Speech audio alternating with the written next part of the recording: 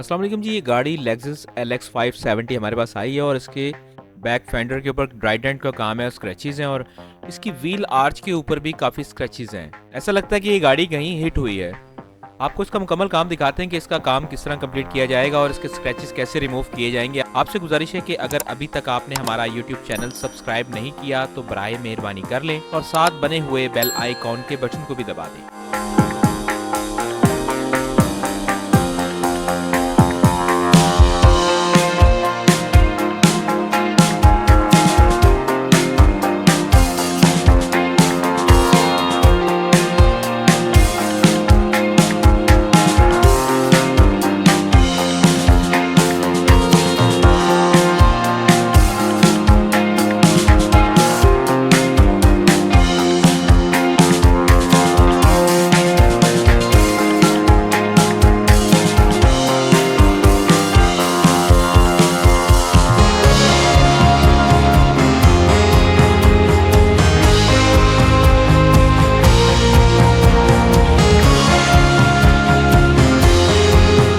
ले सर, ये गाड़ी का प्रोसेस मुकम्मल हो चुका है और आपने सिर्फ हमें कमेंट्स में ये बताना है कि कितने % ओके हुई है। क्या आपको इस पे कोई स्क्रैच नज़र आ रहा है?